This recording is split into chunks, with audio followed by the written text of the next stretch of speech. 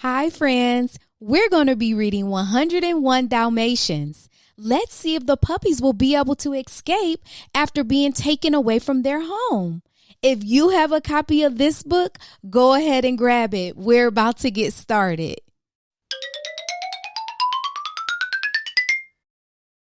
"101 Dalmatians," written by Dodie Smith.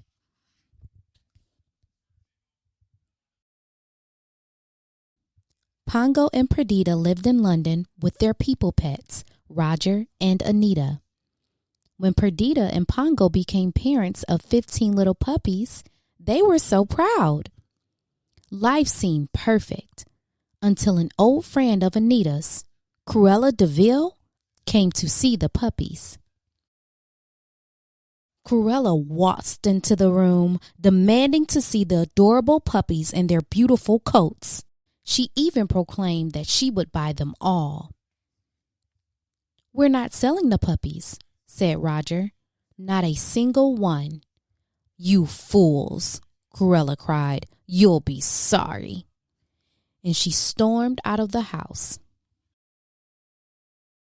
One night, Cruella sent her 2 henchmen, the Baden brothers, to dog-nap the puppies. The police immediately launched an investigation, but as the days went by, the puppies were still not found. At last, Pongo said to Perdita, "I'm afraid it's all up to us." Pongo decided to try the twilight bark. This was the quickest way for dogs to send and receive news across the country. That evening, from the top of Primrose Hill, Pongo sent the alarm. "Bark, bark, bark, howl!" Then Pongo and Perdita waited. After a moment, an answering bark was heard. "It's the Great Dane at the Hampstead," said Pongo, and he barked a message about the missing puppies. The Great Dane then barked out an all-dog alert, sending the news all over London. The twilight bark reached an old sheepdog called the Colonel, who lived on a farm. The Colonel's friends, a horse named the Captain and a cat named Sergeant Tibbs, listened too. They were all concerned to hear that 15 puppies had been stolen.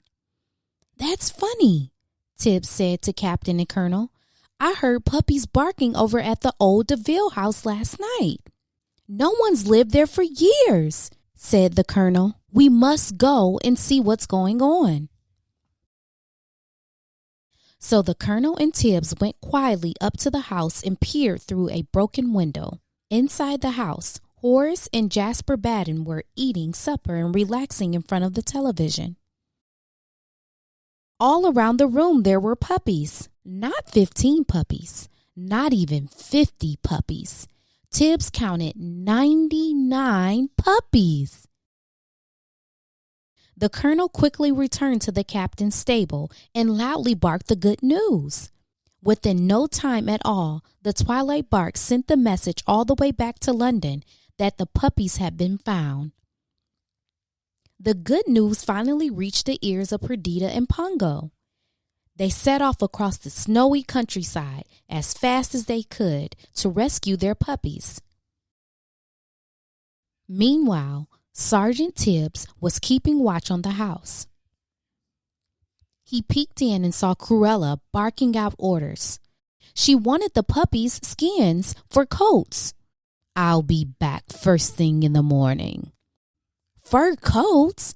How awful! Tibbs could not believe it. He had to save those poor puppies. There wasn't a moment to lose. As soon as the Badens began watching television again, Tibbs crept through the broken window and whispered, "Hey kids, you'd better get out of there if you want to save your skins." When all the puppies had been alerted, Tibbs led them out of the room and up the stairs to find a hiding place.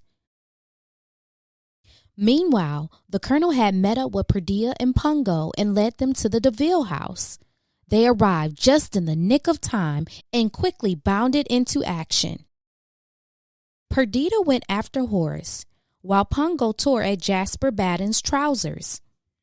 As the fight was going on, Sergeant Tibbs led the puppies out of the house to the safety of the captain's stable. Leaving the Battens in a heap, Perdita and Pongo dashed after the puppies. When they got to the barn, Perdita checked to see if her 15 puppies were there. "You're 15 and a few more," replied the captain. "There are 99. 99, said Pongo, astonished. Whatever did Cruella want with 99 puppies? There was silence for a moment. Then one little puppy said she was going to make coats out of us. Perdita and Pongo looked at each other in horror. They had never heard of anything so evil. "We'll take them home with us," said Pongo. He was sure Roger and Anita would look after them. Perdita, Pongo, and the puppies set off back to London. Fearing that Cruella would come after them, Pongo made the puppies roll in some soot until they all looked like black Labradors. "Quick, into this van," said Pongo. "It's going to London." Pongo had just enough time to leap onto the tailboard as the van sped off, escaping Cruella and the Battens. Back in London and home at last, Roger and Anita hugged the tired puppies. 14, 15, counted Roger, 62, 94, and 5 over there. That's 101 Dalmatians, counting Perdita and Pongo. "What do we do with them?" asked Anita. "We'll keep them," said Roger. "We'll have a plantation, a Dalmatian plantation." And that's exactly what they did. The end. Thank you so much for reading with me. Don't forget to like and subscribe so you don't miss the next reading. See you next time.